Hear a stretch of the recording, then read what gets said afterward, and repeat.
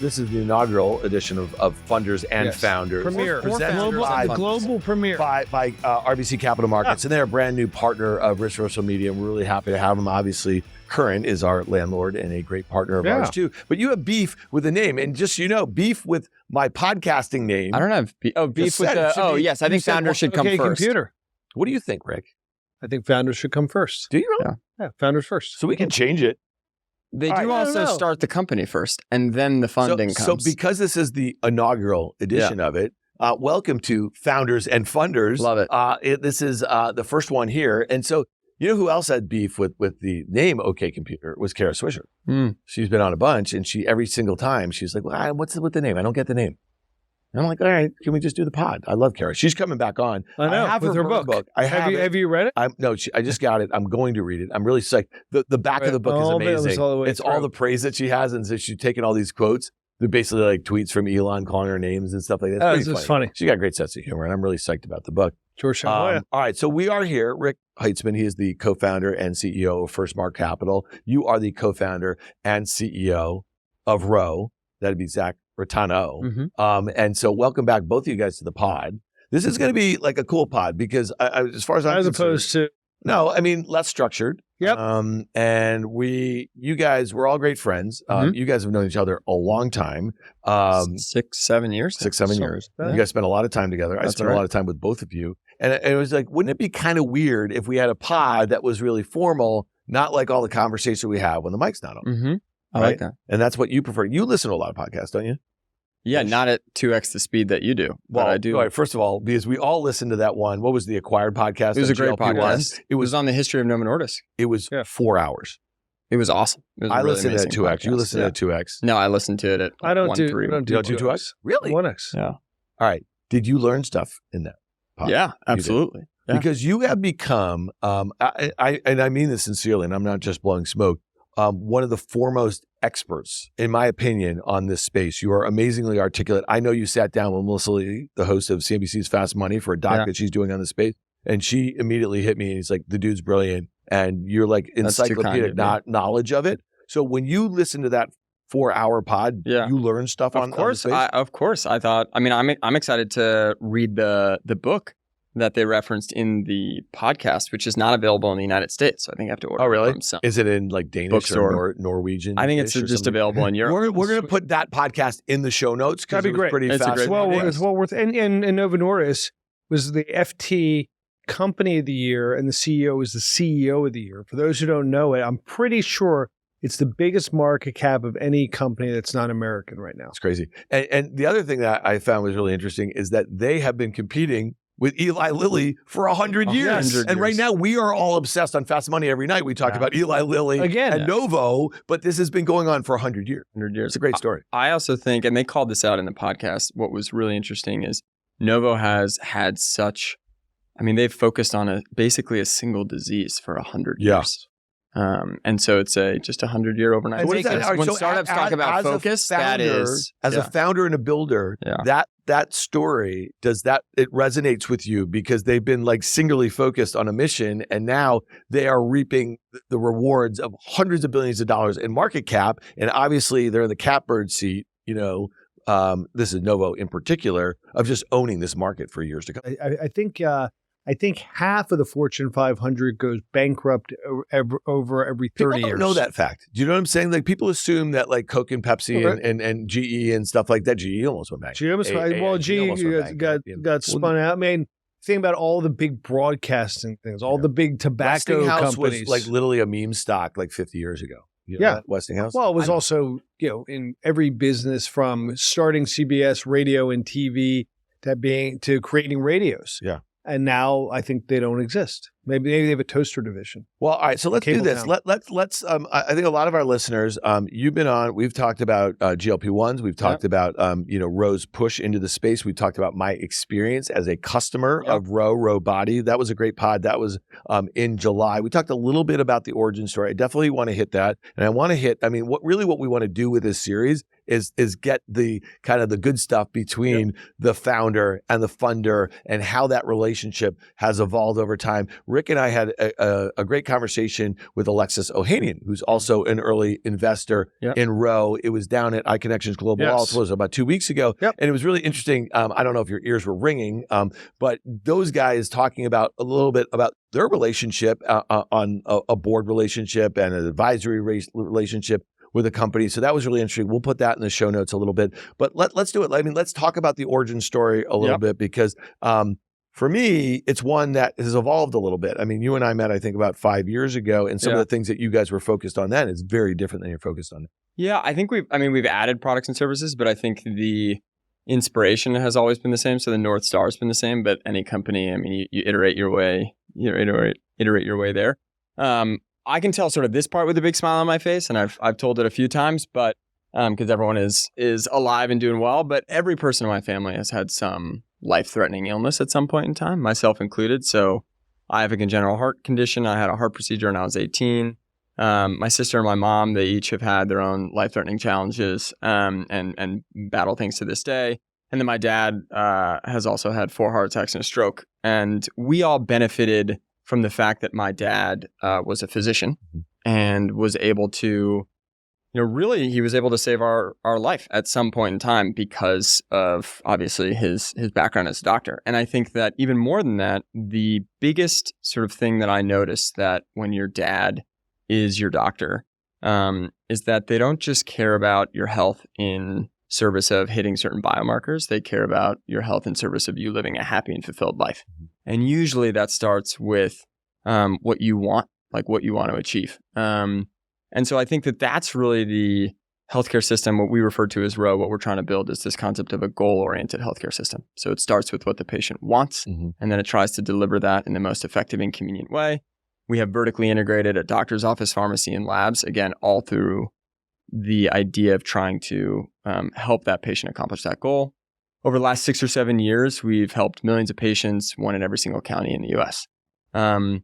I think when you say where we started and how we've sort of thought about building over time, and I'm sure a therapist would have a lot to say about this, but in many ways, I think I'm trying to recreate my dad with software. Like I want the experience that I grew up with, one that, yes, cared about my health, but did so in service of what I wanted to achieve. I think my dad has always helped me and my family. Yes, he's protected us, but he's helped us play offense. And I think that the healthcare system is largely structured to help patients play defense. And the trust that's built over time, and I do think what you can accomplish when you view healthcare through that lens is really magical. And so, I want everyone to have that. I think it requires incredible technology to be able to unlock that. And so that's what we've been building over the last 7 years. Why we got into GLP-1 specifically, it was a combination of a few things. One, we've been in obesity for 3 years. I'll sort of give the expedited version here. We've been in obesity for 3 years. So it's not something which is about half the life of the company. So it's not something that, we saw Jimmy Fallon make a joke about Ozempic in the Oscars and suddenly added it. We've been working on this for years. We've helped hundreds of thousands of patients start their weight loss journey. And through that, it was something that we saw in the data them ask for. We started to look at the future of how the space was evolving, cardiometabolic health more generally. And then I saw it change my dad's life. So he has diabetes. He lost 40 pounds on Ozempic, and it really served as this beautiful, what we refer to it at Row as this jetpack for positive behavior change. So yes, he started eating differently. He started losing weight, but he exercised more, and his whole life, I would say, transformed. But you've talked about a lot too. We have, and we'll put the July pod in the show notes too, because you kind of double click on a lot of those things. There's one other thing I think is really interesting, a common thread, right? So when the company started, it was Roman. You were really focused on erectile dysfunction. One of the things that, and you've been very vocal about it, and we've all seen the commercials and the like here, you wanted to destigmatize that. And that's also a big part of what's going on with the Row Body program and as it relates to obesity. And I think that's really interesting. So that's like a common thread, taboo and destigmatizing things. And it's funny, I think you and I have talked about it, and Rick and I have talked about it offline. With that comes a lot of good stuff. It comes a lot of goodwill with your customers and the like, right? So talk to us a little bit about that, because you're almost bookending from the start of Roman to where you are with Row Body. Yeah, I think there's so much unnecessary shame in people's general desire to improve themselves and how they want to improve themselves. And I think both, like, there needs to be, particularly related to obesity, because each of these things have their different sort of hurdles, right? Erectile dysfunction, I think, even the name originally, it was referred to as impotence or weak, and it's tied up in like toxic masculinity and sense of self and confidence. But also, I think people see the tremendous positive role that like healthy intimacy can play in people's lives, that positive cascading impact. So there's different challenges that people have. As it relates to obesity, I think that there's so much stigma because people falsely view it as solely an issue of willpower and self-discipline. And again, at that July pod, we talked about why that couldn't be sort of further from the truth. But it is a health condition and one of the few that is both incredibly prevalent. So the majority of the US population has overweight or has obesity, but also one in which when you see someone and they have it, people do make a snap judgment about that person's character. Yeah. And so there's tremendous stigma. And I think that there's both stigma about people taking action to improve their body composition. There's tremendous judgment about how they do it. There's tremendous judgment if they don't decide to make a change. It's kind of like, heads I win, tails you lose for people who have overweight or have obesity. If they struggle with it and want to improve, everyone says, well, why do you feel the need to change?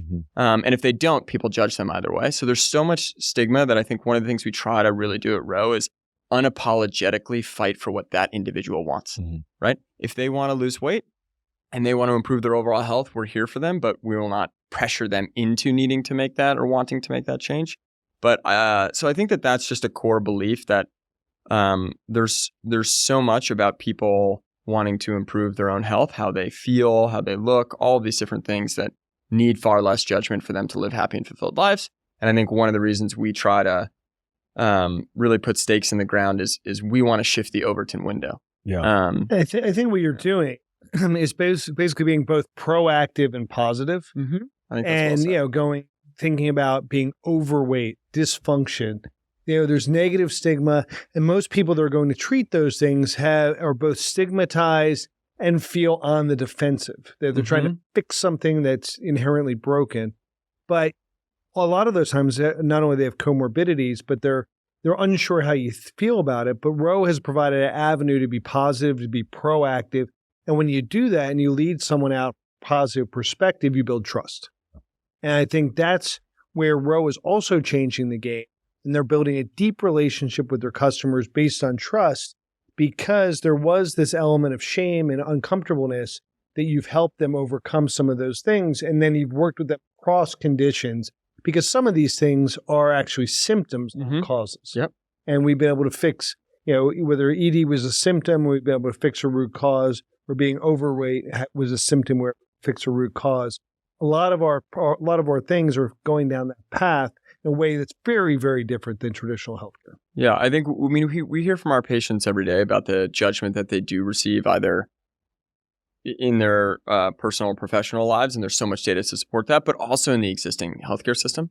And I think that that's one of the beautiful things about when medicine is done really well. It is judgment-free in that way, about that person's the reason why they want to take a specific action, their political beliefs, whatever it may be. The best doctors treat the patient in front of them, and they do so in sort of an unapologetically judgment-free way. And so, listen, and for I think a lot of our listeners, they know that you've been an early investor in some of those successful consumer-oriented kind of direct-to-consumer internet sort of things. What was it when you met Z? Because you also have probably passed on hundreds, if not thousands, including very, very large companies also. Yeah, no, of course. And so there were some hits and misses and that sort of thing. Yeah, but in this space, there was probably plenty that you passed on. What did you find interesting about Zach as a founder and the kind of business plan that you kind of saw in front of you at the time about Roman? Well, I think it was very compelling in that we love companies that are trying to solve problems that are very personal.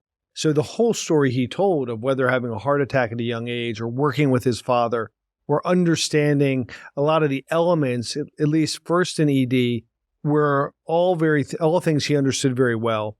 We also loved his background, and he was coming out of Shout, which was an app that he started out of YC, which didn't go well. And I like people who have a little bit of a chip on their shoulder, and not everything works right away. So being able to say, all right, I figured out, and you learn more from failure. So I figured out some things, I'm going to take it to the next piece. And then it wasn't that Z was able to figure out, Viagra's coming off patent. I could sell a whole bunch of ED drugs. It was, which is still stuck with me, that ED was an engine light for a man's health. Mm-hmm. And that engine light for the man's health, if you're able to build trust with them, was able to open up a conversation among men who hate talking about their health and hate going to the doctor. And therefore, you could build a bigger, deeper relationship, which could both affect lives and build a big business. So he had the tip of a spear and a why now of Viagra coming off patent. He really deeply understood the problem and had a path where I could build a huge company in one of the biggest markets in the world, and also was deeply thoughtful and had a lot of the other things that you can't really quantify at first. But so immediately fell in love with the opportunity, and I think we're pretty dogged about pursuing it. All right, so Shout came out of Y Combinator, correct? Yep. Okay, I read that in the Wall Street Journal. We'll put that article in there. He sold burritos out of his apartment window. Now he's running a billion-dollar startup. So better than the opposite. Yeah. So, all right, so 100%. But you just mentioned Shout as something that didn't go well. There's an interesting anecdote in that story, and it was interesting. The Alexis quote about that too, in a way. And I'm just curious, like, was Y Combinator everything that you thought it was going to be as you were looking to start a company? And I'm really curious because Rick, you've also, as an early stage investor, you've invested in plenty of companies that went through Y Combinator. Yeah. I think a lot of our listeners would love to hear any dirt, anything good, like anything like that, you know what I mean, that we don't know about. Like, I mean, it's changed. So it's definitely evolved over the years. Yeah. So, and I did it actually, about 10 years ago. So it's tough to say, but I can comment like what I really loved about it. And I went through YC. I was 22, 23 years old. I drank the YC Kool-Aid, and I still to this day, it's one of the most meaningful and important experiences that I did, like the dinners at PG's house and the spaghetti and all that sort of stuff. You can, I love when I hear that, that Dan voice right there. I know you're just like, you're being cynical. Yeah. Look, you get 50 companies together. They live in Mountain View for 4 months. They do meet up once a week, and I think that the thing that was most valuable to me is YC. Like, yes, you have the office hours. To this day, one of my most popular message threads is my YC summer 14 batch. To this day, awesome. 10 years. And it's like Chatham House rules. We're helping each other to this day. And there's people that range from people who are running public companies to starting companies to investors to current operators, whatever it may be. And we're constantly helping each other. Yeah. So there's that. I do think that they have two rules, which is the one sort of motto, which is make something people want. And I think that people overcomplicate it. Not something people need, something people want. And there's two ways to do that, which is write code and talk to users, which is basically means build and talk to your customer, build and talk to your customer. Those two things have been guiding lights for me 10 years later. And I think that incredibly influential and also in terms of the network. If people ask questions today, like, is it worth 7% of your company? Yeah. What's the experience like? I don't know. I did it 10 years ago. Yeah. So I have no idea. But the people there have been like friends and partners for life. That's where I met Alexis. Yeah. He's now on our board. Rick was actually a customer of Shout. That's how the way I first met Rick. Was he the guy who said I need a cronut? The way I first met Rick was I known at the time. Rick customer support. Really? Under the name. I won't. We did have a customer support, a universal customer support name. Yeah, which that largely manned by you was named by me, and people seem to respond to this name far better than responding to my name. So we did have a different name. It's 10 years ago. I hope that's not illegal. If it is, please cut it. But it's amazing. We had a different customer support agent that people were far kinder to when I chose this name. And that's who I interacted with Rick. So you had like an alter ego? I had an alter ego. That's right. An alias. Responded to CRM emails at higher rates, better engagement across the board. I don't recommend people doing that. So you met Alexis there when he was there for Reddit?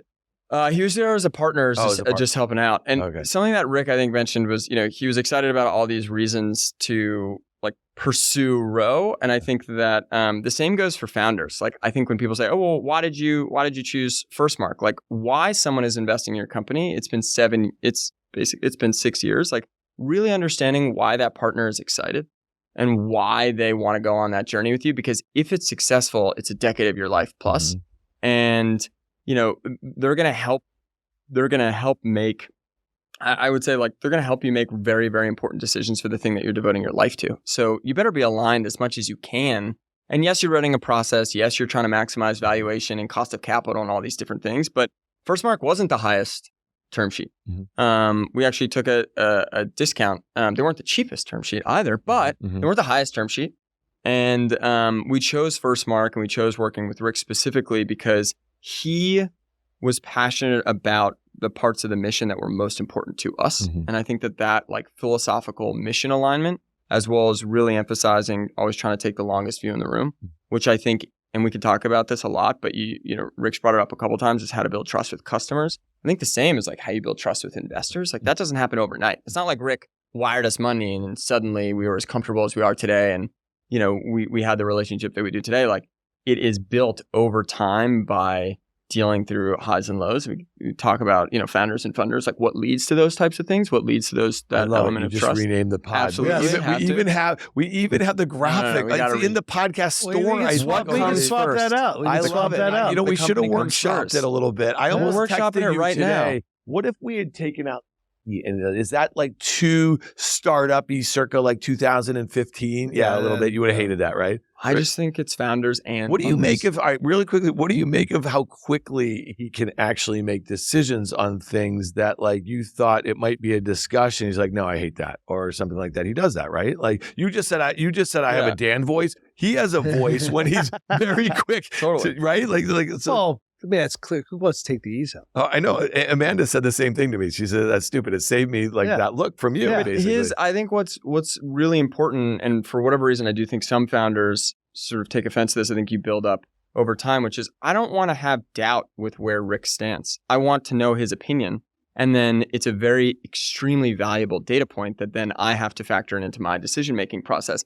If he's not clear with what he thinks is a good or bad idea, how are we supposed to pressure test it? How am I supposed to even take in that data point? So I appreciate like the clarity and the decisiveness. And I think that that's one of the reasons why we work really well together and why we've been able to build that trust. There's a few other reasons. But but Rick, so you guys, I mean, you often say, and I love, you've given, I think our listeners on the pod, but I've heard you, you know, this idea of the longest view in the room. It's kind of easy to say, but over time, it either plays out or it doesn't. And I've met actually probably a dozen of your portfolio company founders like Z, and they all reiterate it. What is it that you guys have been able to kind of really put that in practice? You know, it's one thing to say it and kind of win deals and the like. And I'll just say this is that I know that you guys, whenever you guys are both in town on a Saturday, you guys are having breakfast, you guys are taking a long walk,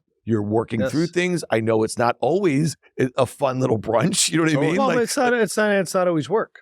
Yeah. And it's not always work. I mean, talk to me a little bit about that because, and also proximity. I know that you've often said it's like, you know, we invest in companies everywhere, but this relationship is really special and it happens to be right here in New York City also.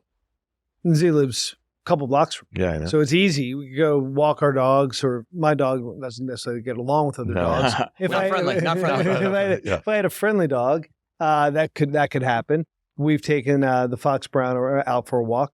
But it's, we like to invest companies as close to our headquarters as possible and being able to help them. And you could say, hey, I'm having second thoughts about this. Can we grab a coffee, or can I come by, or can we do this in person? And Zach and his CFO came over last week to say, hey, we're thinking about a couple of different scenarios. We want to play this out. How about we come over and walk through it? And everyone knows in person's multiple times better. And you get the nonverbal behavior, you get the English, no one's looking at their phone with their other hand, whatever that may be. So in-person matters, and therefore proximity matters. And therefore, if you're trying to build a deep, trusted relationship, that's all compounded by some of those things. So whether it's a walk with your dog, whether it's an in-person meeting to go through financial scenarios, or whether it's a conversation if you're either having a good or a bad day, all those things really, really matter to developing a long-term trust. And then think about the longest view in the room, you have a couple hard decisions, right? I mean, you try to minimize the decisions you make or the decisions you agonize over. So you could say very quick no's to a lot of things. And that's probably important to not create decision fatigue. But then the really hard one is saying, all right, well, how do I think about this and not what's going to be easy in the moment? And I think part of the longest view in the room has a couple different planks. One of it is saying it's easy to go along with conventional wisdom in the moment, whether you're in a partners meeting or a board meeting or with someone else, and saying, I always say, you're so smart, you're right. Whatever you think is what I think too. If that's not the right long-term thing for the company, that's going to come out and hurt the company. It actually comes out and hurts everybody in the end, because he's going to be like, yeah, that guy's just kind of a sycophant, and I'm not going to really trust him because he's just really parroting back what I said. I really want someone, or the best people really want someone who challenges their opinion, sometimes takes the opposite side, sometimes just to create some tension in a conversation where everybody else might be going around. And then being able to think about, in 10 years, do we feel better that we made these decisions? Because sometimes it's easy, sometimes it's hard, but having the longest view enables you to have a much different perspective around companies. Let me go back to, see, you said something, it wasn't the highest offer from FirstMark. Yeah. Okay. It wasn't the lowest offer. So this is seed. Series A. Series A. Okay. And you led the Series A. Yes. And then that's when you went on the board. Yes. Let's flesh this out here, guys. That we had this conversation. Like, what was it? What was the thing? Because obviously there's a lot of folks back then, okay, who were taking the biggest number, right? Yeah. That sort of thing. So always. like, and Rick, talking to you over the years, it sounds like that's a situation you often find yourselves in. We're usually the lowest. So so it was new to know that, we weren't the lowest here. So it's an uncomfortable place for me, but we're rarely the highest, and therefore, we try to portray value. We try to, play things like the longest view in the room, but oftentimes, it's hard to, in a world where people sometimes say one thing and do the other, or trying to say things just to win a deal, it's hard to figure out, how that really plays out. Obviously, you use references, you use, entrepreneurs you've worked with for a decade and have them call and say, actually, this is all true. Mm-hmm. But I would love to hear what Zia has to say about being on the other side of that conversation. Yeah.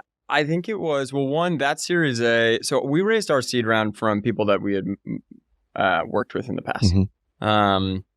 Box Group, Alexis, GC, a lot of those people we had worked with in the past. Rick was the lead of our Series A, was someone that I had not worked with in the past. So one of the things that really stood out to me and to the team was, during our pitch process, you would be very surprised by the number of people who laughed at like, they thought we were laughing together. They're really kind of laughing at my story. Mm-hmm.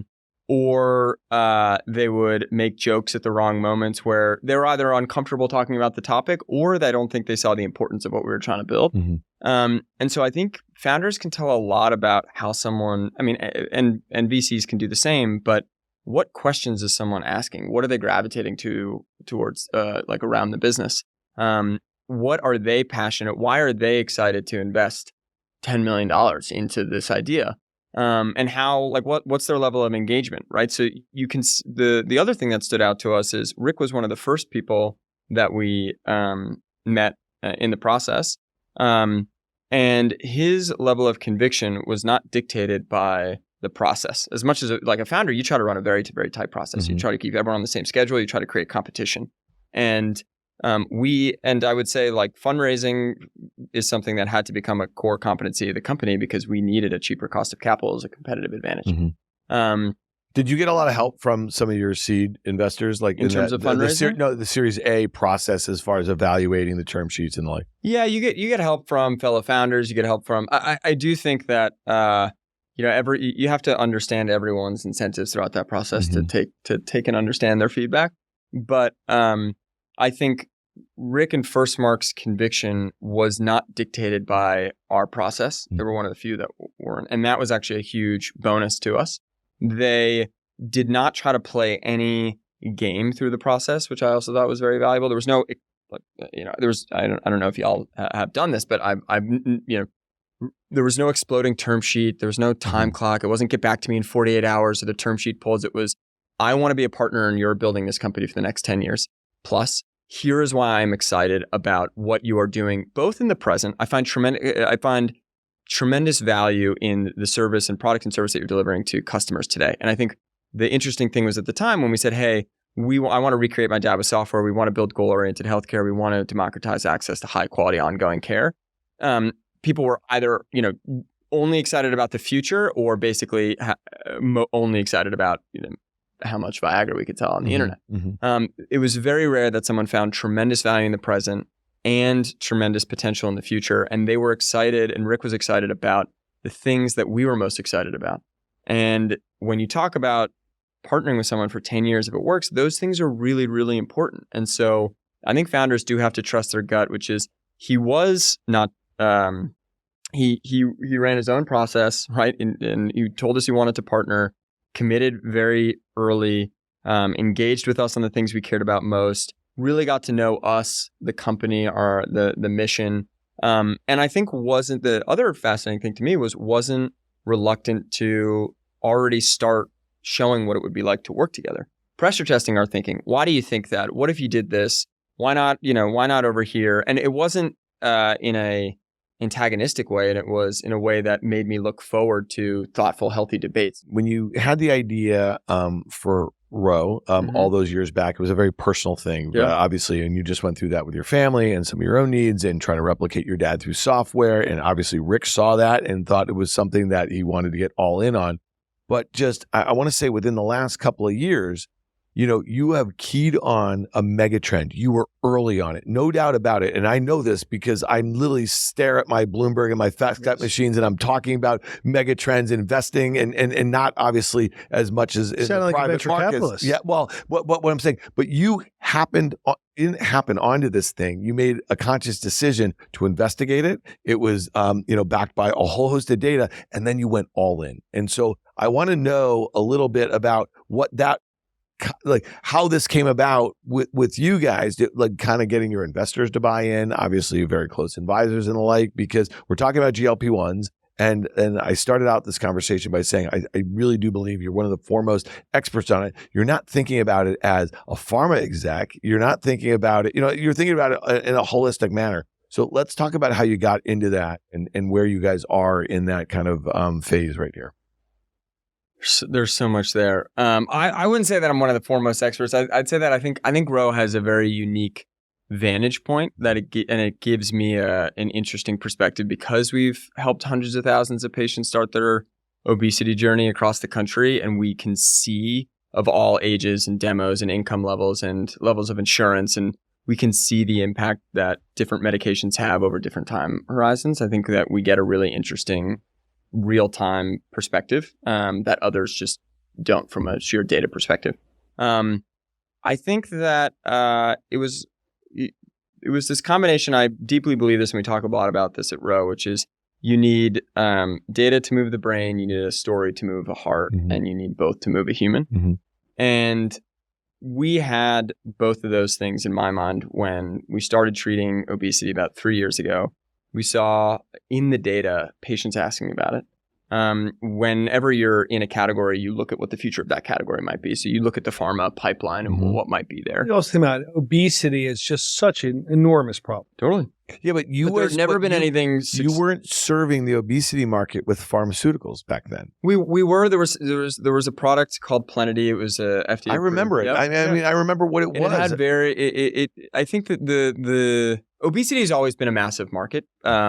But it's typically not been as successful, and they talked about this in the Acquired podcast, right? It's typically not been a successful product from a pharmaceutical perspective. It's been a very large market from everything from from snake oil to gyms to food to whatever it may be. And there are legitimate components to that, but there hasn't been a population level scalable intervention in a way that there's the potential for it.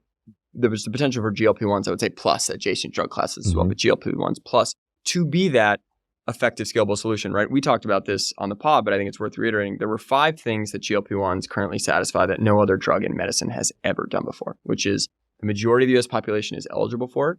It's extremely effective. So it's 2, 3, 4 times more effective than previous interventions, excluding surgery, which is the third one. It is scalable. So bariatric surgery, highly effective, only about $250,000 a year. It would take 100 years to at current pace to treat the people who have severe obesity would be eligible for it. Patients want it. Patients don't always want things they are eligible for that are effective. And the healthcare system wants patients to have it. Different important stakeholders, pharma, providers. PBMs, pharmacies. One could argue over time insurance will want it. So you had these 5 things that have never happened before in medicine. This is kind of easier for us to articulate in retrospect. If you're asking like why we made, and I'd be curious Rick's thoughts here, but I think we made an uncomfortably large bet, uncomfortably early, that many people, as it was happening, might have probably thought it wasn't a good investment or a good use of time. And I think that that's one of the things that we talk about in terms of taking the longest view of the room. It is exceedingly uncomfortable until ... Right? And so what led it for us was treating patients, talking to them. I still to this day spend time talking to patients every single week. Spoken to thousands and thousands of our patients. And so I had the data, I had anecdata of talking to thousands of patients, and I saw the up close and personal, the truly transformative impact it had on my dad's life, and knew, I guess sometimes when you start a company, you get to make those types of bets. So was willing to. Yeah, I guess my only point, Rick, was that he made that bet, obviously, and you guys were probably involved in a lot of these kinds, before some of the largest pharma companies that actually had the potential to be displaced in so many different ways with other drugs. If you were right, the bet that you made, we're talking about billions of dollars on the other side of some of these other treatments, and now they're all chasing, right? Yeah, we were early, and I think it speaks to 2 things. It speaks to, I think, that the board was willing to go all in on something new. And not like we burned the boats on things like ED or the other conditions we were treating, that we respected those patients. We actually realized that obesity was kind of a core problem with ED. And it was so core to how we, again, going back to one of his original insights of, ED is an engine light for someone's health. And how do you go back to treating somebody proactively and then earning their trust and helping them get through these conditions? If obesity is a lot of the core problem, how do we do that? And then how do we then pursue that mission if this could be very large? And then also the confidence that the board had in Z and the team that they did their work, right? So, hey, do you really understand the medication? Do we really understand? Because we're not making that medication. We're relying on Lilly and Novo at the time. That, do we understand this enough? Do we understand this mega trend? And do we have confidence that the team has done their work? Because I'm never going to understand either the drugs nor some of the side effects in the research, as well as the team there. So do we have enough confidence in them as a proxy to be able to go all in? I think it speaks volumes for the team that he brought together and the confidence the board has in him to be able to make that type of bet. Because even at the time, we're a company worth well over $1 billion with hundreds of millions of dollars in cash, and we're placing a very large bet on it. But it was completely right, completely early, and somewhat contrarian. And that's how you build great companies. Yeah, so where do you think we are as far as, are we just scratching the surface and the adoption of these? Because you like when you talked about those 5 steps, you said eventually insurers will be on board with this. Are we like in the first inning of this? I think 100% first inning. 80% of people who are taking GLP-1s right now are doing it for diabetes. And again, the majority of the U.S. population is eligible for this drug. The minority of insurance companies cover it. 12 states for Medicaid cover it. Government covers it for employees, and it's not covered on Medicare. That I think they're prohibited from doing it. It's actually written into Medicare Part D that you cannot cover anti-obesity medications or weight loss medications. I think that's one of the reasons, as a side note, why you see Novo and Lilly pursuing these additional studies to show underlying health benefits from chronic kidney disease, reduction in heart attack, sleep apnea, Alzheimer's, all to basically, if you think about it from a Medicare perspective, those are the things that they cover. So if it's covered for type 2 diabetes, if it's covered for chronic kidney disease, if it's covered for these things, it's going to be eventually. Well, I think they were saying obesity was a superficial they were saying obesity was not a core health condition, more superficial. But what we've learned since they wrote that was obesity is the core problem that creates all these knockdown effects through diabetes, through heart disease, strokes, et cetera, which costs, tens of trillions of dollars to the American government. And obesity treatments, particularly pharmaceutical treatments, they do have a checkered history.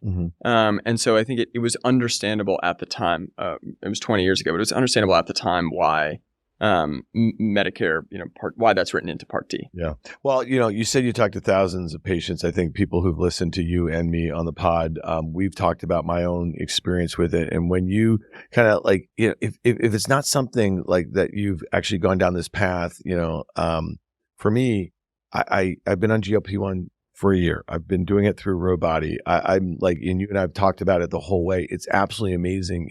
I'm down 15%. That's what they said. You can lose up to 15%. I lost 15%. It's changed my life in so many different ways. I don't have sleep anymore.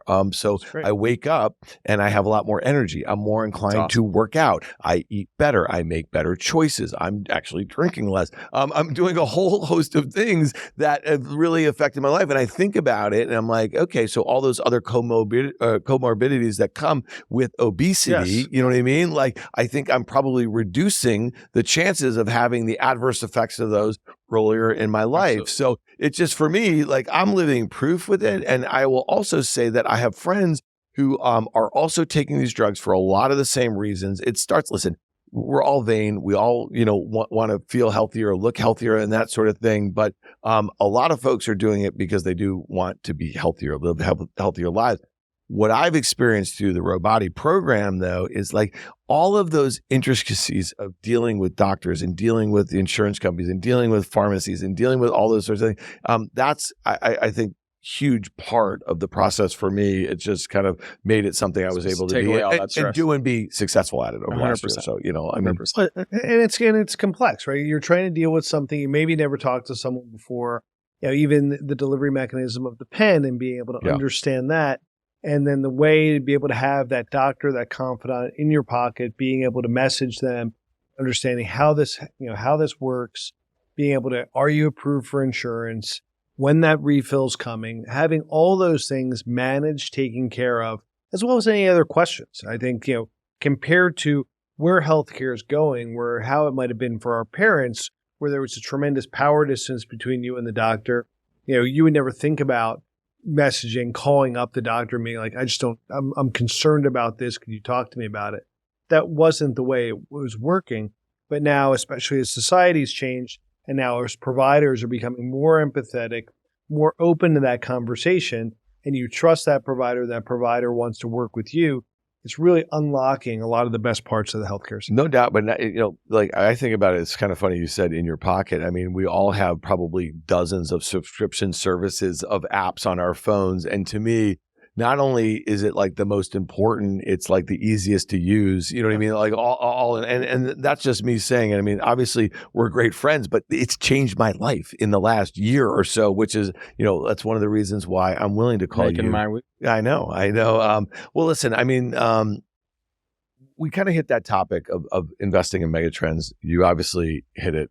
You made a big bet in that. Okay. And so one of the things that's interesting, I just think about what's going on in AI, and Rick, you and I have talked about it in the pod a lot. There's lots of different ways to kind of like think about how to express a view in a megatrend. You can obviously go straight for the source. Usually those are pretty expensive. You know what I mean? They get really crowded. But then there's that idea of picks and shovels, right? Yes. And so kind of figuring it out. And I almost feel like you have a combination of both with what's going on in Row. How do you think about it? Because we've spent a lot of time talking about what you're trying to provide to your customers. We've talked about your relationship with one of your key investors and advisors. But from here on out, I mean, you're going to ride this megatrend. You're going to help kind of make it something that is not just investing in the actual drug company and the like. How do you think about it as a CEO of a company who has a whole host of different sort of stakeholders? How are you thinking about this going forward? Because ultimately you will be a public company, I'm assuming, you know what I mean? And there's going to be lots of different ways to express views in this trend that, some people are saying we're at tens of billions of dollars. It could be hundreds of billions of dollars over the next 20 years. Yeah. I think that there's one really sort of inconvenient truth in healthcare that people don't talk nearly enough about. And I think that's one of the things that we're trying to solve over time. And this is where it comes back to taking the longest view in the room, but what we're trying to solve with the Body program. which is that the inconvenient truth in healthcare, I think the biggest, if not one of the biggest, is that there are too many patients and too few providers. And what that ultimately means is that if you do basic level arithmetic, you cannot offer everyone who deserves and needs it the same exact type of experience that the traditional healthcare system has described as the quote unquote ideal experience. It's impossible. You run out of just sheer amount of time. And then you chop it by specialty, you chop it by location and geography and rural access and all of these different things. And so ultimately what you need to do, and our healthcare system has largely, I think, solved, this is something that the Acquired podcast, I think, did a great job about. Our healthcare system has largely solved the reasons why we die young, right? We've solved major infectious diseases, largely built around acute care, but now the majority of people are dying from chronic disease. And so the challenge becomes, though, if you have too many patients and too few providers, especially the majority of providers, I think, are over 55, so they're going to age out, is how, with technology, some of the stuff you talked about with AI, the very principle of like leverage, right?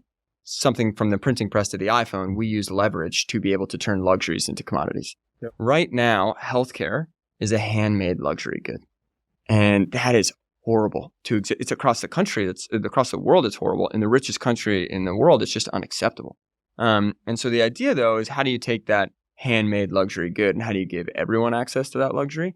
Well, you have technology that ultimately, it's not the same exact experience because you need to invent a new one, but it is the same, if not even a higher quality of care over time for more and more people. So I think that that's one of the things when we think about being a public company or we think about, hey, what is Ro's role over time, which is, yeah, there's supply constraints right now, but ultimately they'll solve the supply constraints. We'll go injectables to orals. We'll add, from weekly to monthly injections, you name it, there's a tremendous pipeline there.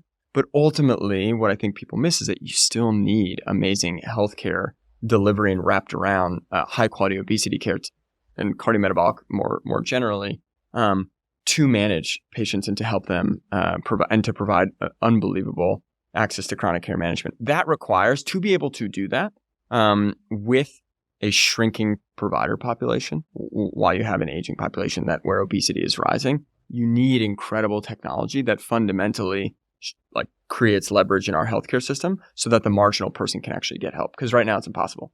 And so that to me is like when I think about, hey, how do you scale my dad to, and that experience that I grew up with, not just to a few million people, which we've helped treat now, but like, could you create a care delivery platform that could take care of tens of millions of people at the same, if not a higher quality of care? I believe it is fundamentally possible. And I believe that actually in order to, while doing it, you would actually reduce the cost overall of healthcare. People talk about how large the healthcare market is. It's $4 trillion. And a lot our investors and board likes to talk about this, where it could and should be half the size. That's a bad thing, how large it is. But I think that there's so many statistics we could go through life expectancy, through access to high quality care. But ultimately, that's, I think, one of the things that we think about where we're going is how can we turn the luxury handmade good that is healthcare today and give that to everyone through the lens of the goals they want to achieve. And that's the exciting thing, that Ro is basically creating a product which democratizes the access to high quality healthcare. So it's not just Ro Body, it's not just Ro Sexual Health. It's a platform which democratizes access to healthcare, which makes everybody feel better, and they're doing it in an empathetic way that's both proactive and kind. And I think that's what's going to be the most exciting thing and the longest view in the room. Well, it's interesting to me, just as somebody who's tracking this from the public market standpoint, is when we think about how obesity drugs have just come on the scene, and then those two companies combined, Novo and Lilly, have Lilly gained $750 billion in market cap, and you see all these other companies trying to get in there. If you guys do what you just said you hope to do, and you're already scratching the surface in a good way, then you could do it again, to your point, Rick, with Alzheimer's. There's no shortage of massive opportunities that exist there, and you're basically reducing the size of the healthcare system, which is really inefficient, and making it a lot more efficient and adding a lot more value to, I guess, consumers. Yeah, healthcare has been sort of, productivity immune over the last 20 years, and it is labor addicted, right? Disproportionately in terms of adding employees relative to even revenue. So I think it's labor addicted, it's productivity immune, it's extremely incumbent dominated, right? Like probably 150 people run our healthcare system. Yeah. And so I do think that there is such an opportunity for technology. And it's cheesy, but to democratize access and turn that luxury into a commodity. And I think building a care delivery system that can facilitate the widespread distribution of these new, really powerful treatments, whatever comes, right? We're excited by the pipeline from Novo, Lilly, and 85 other, GLP-1 plus that, let's say, are in the pipeline. So for us, we're excited, and we can be that platform that delivers new treatments across the country. Well, it's interesting where you guys are right now. Again, we've spent a lot of time on the big pharma companies that are having a lot of success. We know that there's going to be a lot of strategic M&A with, smaller biotech companies. There's going to be a whole host of successes and failures of other pharma companies who are trying to iterate on the existing versions of these. It's interesting to me, though, that we just, as an investment community, at least from the public market lens, we haven't spent a lot of time on the picks and shovels. That's one of the reasons why I'm fascinated with what you're doing. I have a personal experience with it. Rick has obviously a strong vested interest, both personally and you, and the success of Row. But this is his next big one here when we think about it. So this is going to be a story, I think, that we are going to continue to come back to. And I can't wait to see you up there. Also, one of the things over the FirstMark new offices, the pictures of the ringing the bells, whether it be at the NASDAQ opening bell or the NYSE opening bell for those companies that are exiting through that. Those are also pretty exciting. So I look forward to the opportunity. Maybe I get to go up there. Do you think I would be up there on stage with you and be able to hit that gavel there? All right. So this was the inaugural issue of Founders and Funders. Zach, Rick, thanks a lot for being here. Really appreciate it. Let's do it again soon. Thank you. Awesome. Thanks, guys.